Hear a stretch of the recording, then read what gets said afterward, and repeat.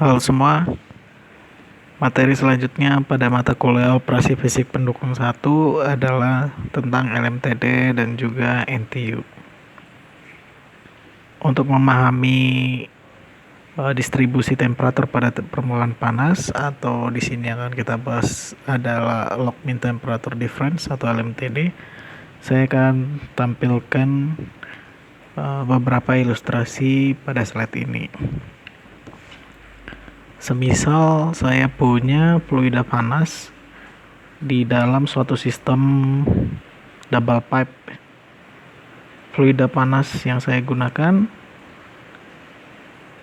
ini masuk melalui pipa yang sebelah dalam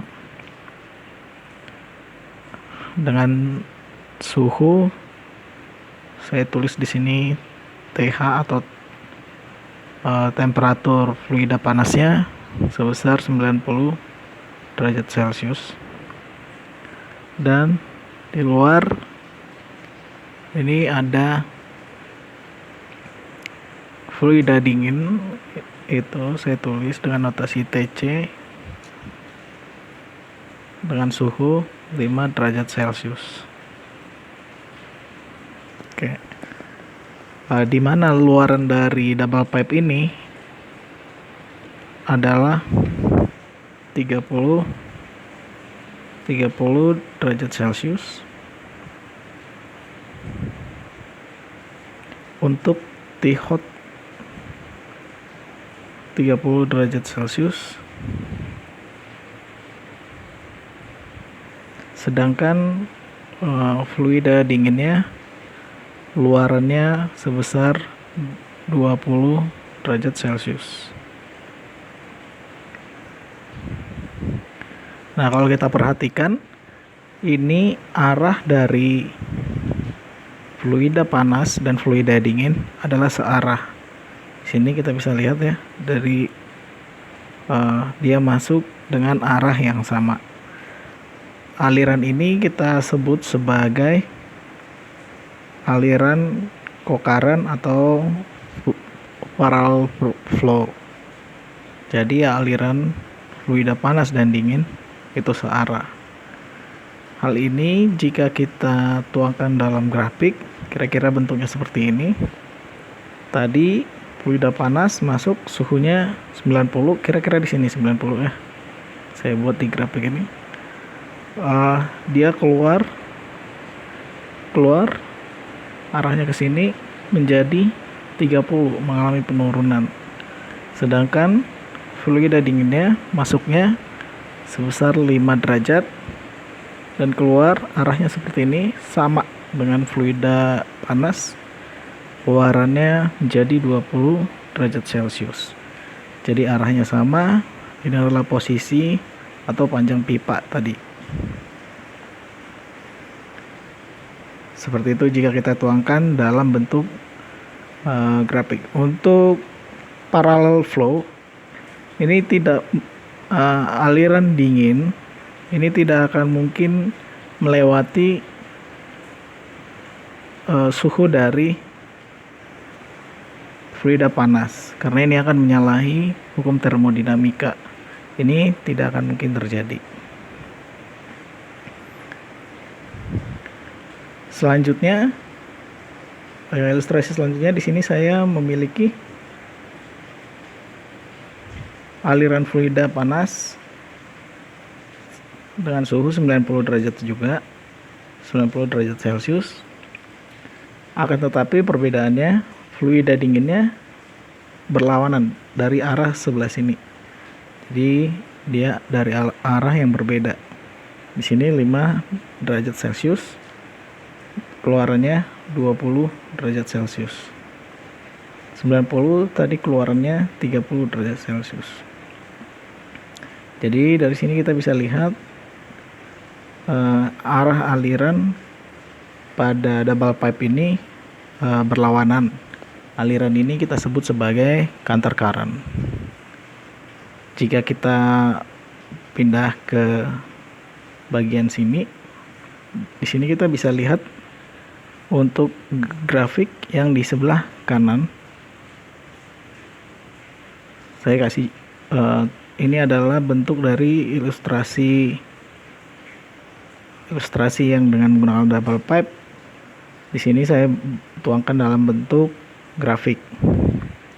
Tadi saya memiliki T-hotnya itu 90, kira-kira posisinya di sini. Luarannya 30. Posisinya di sini ada 30 derajat Celcius. Sedangkan fluida dingin itu berasal dari arah yang berlawanan. Untuk 5 derajat, kira-kira di sini ini ada 5 derajat Celcius, sedangkan luarannya ada 20 derajat Celcius. Ini adalah ilustrasi dari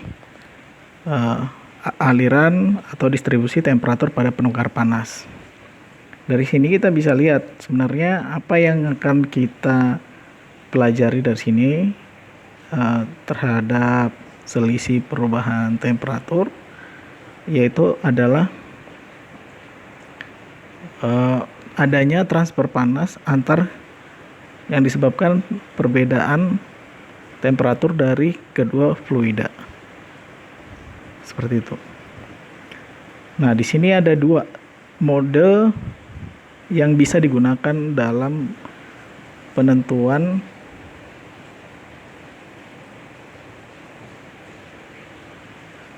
selisih temperatur rata-rata ya. Yang pertama adalah arithmetic mean temperature difference atau AMTD dengan rumus delta TAM sama dengan delta T1 plus delta T2. T1 itu ada di mana ini ya? T1 adalah ini, sedangkan T2 ada di sini. Begitu juga di counter current. Nah, ini kalau Anda perhatikan ini basically hanya merata-ratakan ya, T1 plus T2 per 2 gitu. Sedangkan untuk LMTD, delta TLM sama dengan delta T1 kurang delta T2 per ln delta T1 per delta T2. Kapan digunakan aritmetik?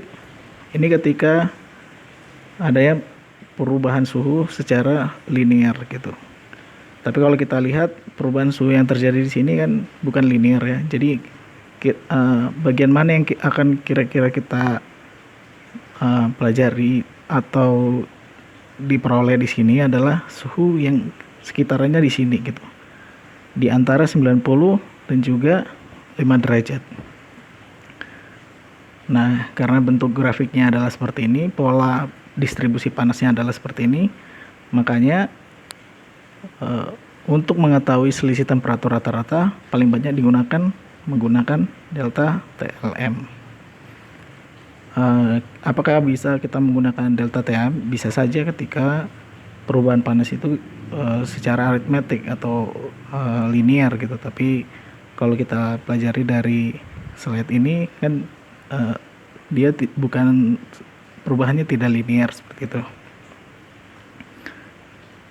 Oke, selanjutnya arah aliran itu atau tipe aliran tidak hanya co-current dan counter current.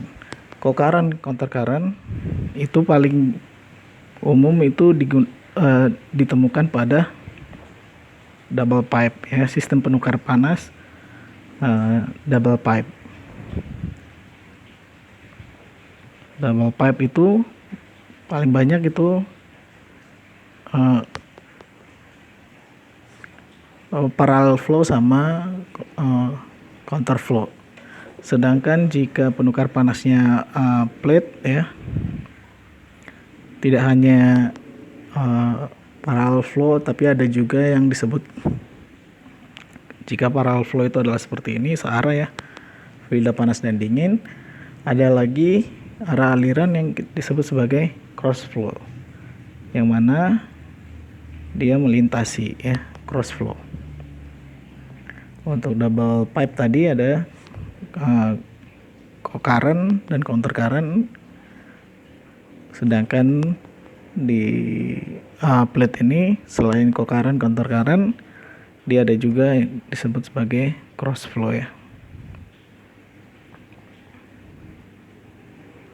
Selain ini juga ketika nanti kita belajar dengan silent tube, cross flow ini juga akan kita temukan untuk beberapa kasus pada silent tube atau lazim digunakan pada silent tube juga. Oke, itu untuk LMTD. Selanjutnya kita pindah ke NTU. Metode NTU untuk analisis penukar panas. NTU di sini kita akan gunakan dengan mencari hubungan terhadap efektivitasnya juga, keefektifan sistem penukar panas ini. Atau jika di sini ada definisinya, keefektifan didefinisikan sebagai perbandingan antara jumlah panas yang dipindahkan secara nyata dengan jumlah maksimum yang dipindahkan apabila luas perpindahan panas tidak berhingga. Artinya apa? Ketika kita belajar tentang effectiveness untuk sistem penukar panas ini, ada dua hal yang perlu kita perhatikan yang menjadi wajib di sini, atau kalau rumusnya di sini ada mu Kiril per Kimax. Kiril ini apa sih? Kiril ini adalah laju transfer panas. Ini adalah laju transfer panasnya. Sedangkan Kimax ini adalah maksimum transfer panas yang bisa didapatkan. Jadi Kimax ini kita peroleh berdasarkan jumlah maksimum panas atau panas yang dipindahkan yang bisa kita peroleh. Seperti itu. Nah, ini adalah penurunan rumus dari Kimax ya. Selanjutnya di sini kita akan breakdown tentang keefektifan sistem penukar panas atau dengan simbol epsilon. Ini didasari dengan rumus laju perpindahan panas atau heat capacity rate sama dengan laju perpindahan massa kali kapasitas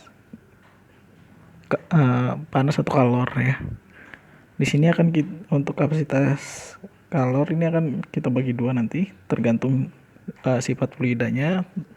Tapi di sini kita akan tulis C untuk cold ya, kapasitas panas untuk fluida dingin. Sedangkan di sini CH kapasitas kalor untuk fluida panas.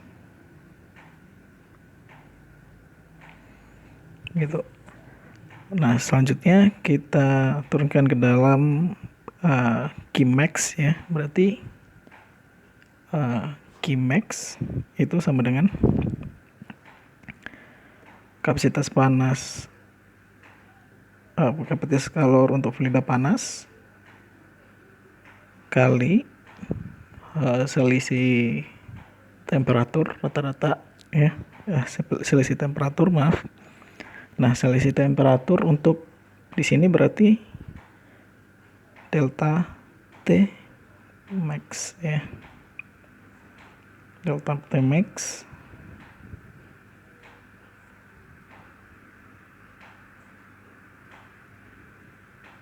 itu sama dengan suhu fluida panas yang masuk kurang suhu fluida dingin yang masuk ya. Initial hot temperature kurang initial cold temperature. Ini untuk Kimax. Ini adalah rumus untuk delta Tmax untuk penjabaran dari Qmax.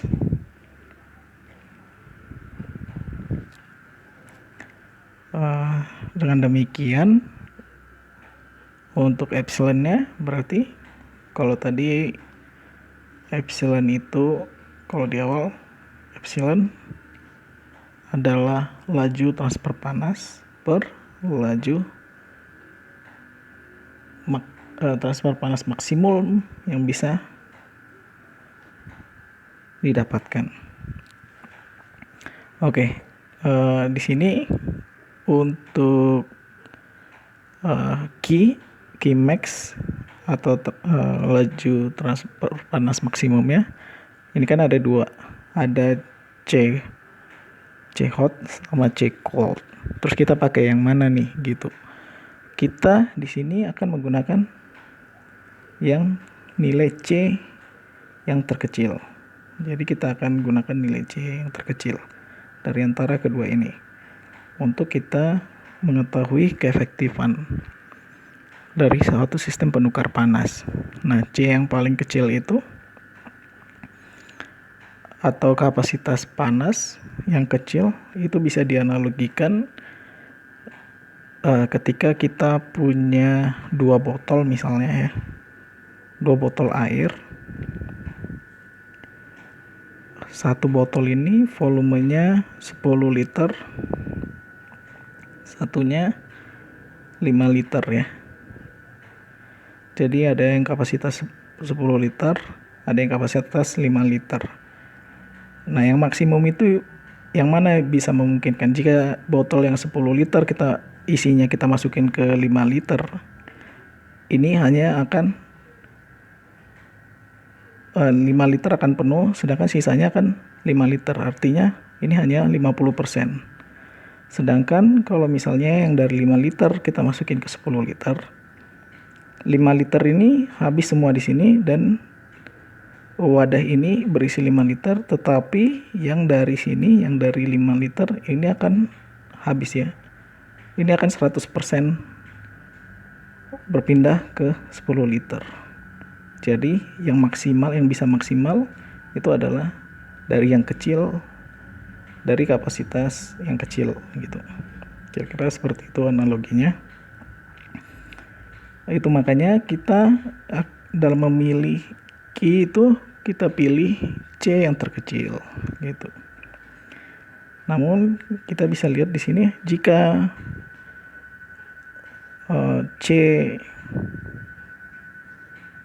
C cold lebih gede atau lebih kecil dari C hot, itu artinya apa? Fluida dingin memiliki delta T yang besar. Jika C hot lebih kecil dari C cold, itu artinya fluida panas memiliki delta T yang besar. Ini berarti ini rumus ini akan berlaku jika C yang kita gunakan itu sama. Misalnya karena di sini harusnya ada pengalinya C ya. Terlepas itu ini adalah berarti di sini C hot per C min. Sedangkan di sini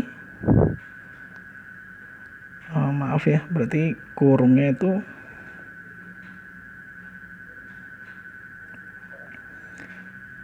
di sini kita bisa tulis seperti ini. Ini berarti kali C hot per C min. Sedangkan di sini kita bisa tulis lagi C cold per C min. Berarti ini yang dikali ya. Ini untuk yang efektif apabila keefektifan sistem penukar panas apabila C hot lebih gede daripada C cold, sedangkan yang di bawah ini C hot lebih kecil daripada C cold ya. Ini akan kita gunakan. Di rumus ini dia tidak harusnya kan ada pengalinya, berarti C hot per C min. Ketika C minnya itu adalah C hot, berarti ini kita nggak perlu lagi gitu. Begitu juga dengan sebaliknya. apabila C hot lebih kecil daripada C cold. Kira-kira seperti itu. Nah, ke NTU-nya berarti dalam analisis alat-alat operasi proses, baik transfer massa maupun transfer panas, ingat ya, ada di sini keywordnya ya, transfer massa maupun transfer panas seringkali digunakan jumlah unit transfer NTU. NTU itu berarti number of transfer unit, yang merupakan suatu bilangan tak berdimensi,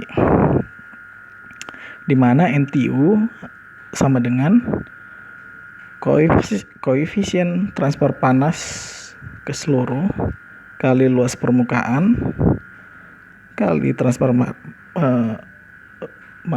laju perpindahan massa kali kapasitas kalor dengan nilai minimum. Nah, bagaimana dengan hubungannya terhadap keefektifan? Ini adalah hubungan NTU terhadap keefektifan untuk aliran co-current. Sedangkan ini adalah hubungan NTU terhadap keefektifan sistem penukar panas dalam aliran counter current.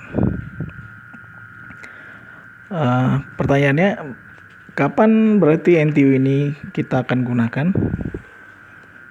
Yang pertama itu berarti NTU akan kita gunakan ketika kita memiliki laju transfer maksimum yang mungkin diperoleh antar kedua fluida. Berarti di sini kita memungkinkan untuk mendapatkan Qmax ya. Selanjutnya, adanya kapasitas spesifik ya untuk fluida panas CH dan juga C cold ya untuk fluida dingin.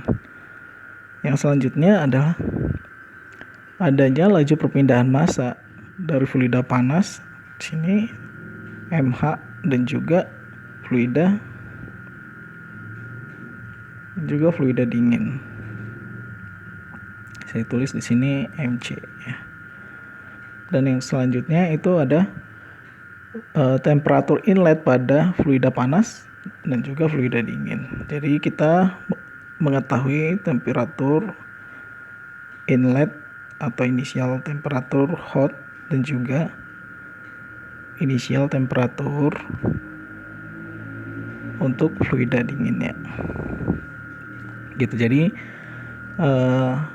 hal ini akan membantu kita dalam penentuan NTU dan juga hubungannya terhadap keefektifan sistem penukar panas. Kira-kira seperti itu. NTU ini kita bisa gunakan ya. Selain ini NTU kita gunakan juga ketika LMTD tidak dapat digunakan. Jadi kita dalam penentuan panas masuk keluar itu kita bisa menggunakan NTU ketika tadi yang sebelumnya LMTD kita tidak dapat gunakan. Ini tidak dapat digunakan mungkin karena minimnya atau tidak ada informasi terhadap fluida panas atau dingin yang masuk ataupun keluar.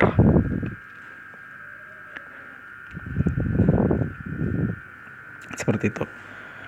Nah, ketika penentuan atau mengerjakan soal terkait keefektifan dan juga NTU ini atau hubungan keduanya, ini yang menjadi intersection dalam pengerjaannya adalah hal ini ya, yang ada saya jabarkan di sini ada 4 poin besar ya. Selebihnya nanti bisa di breakdown lagi ya untuk laju perpindahan panasnya, karena kita udah mengetahui Qmax-nya dan juga kapasitas kalor ya, panas dan dingin. Berarti dari sini kita bisa akan tentukan nanti kapasitas kalor rasionya, atau saya tulis CR di sini, berarti C min per C max ya. Jadi dari sini kita akan bisa lihat nanti selanjutnya kita akan dengan mudah bisa menentukan suhu ya yang belum diketahui, suhu outlet jika itu tidak diketahui, dengan menggunakan bantuan hubungan dari NTU dan juga keefektifan suatu sistem penukar panas. Kira-kira seperti itu untuk bahasan kita terkait NTU dan keefektifan sistem penukar panas, dan juga tadi di awal kita bahas tentang LMTD. Buku referensi Anda dapat menggunakan buku Colson 1999. Sekian untuk kuliah ini, sampai ketemu di kuliah selanjutnya. Tetap semangat.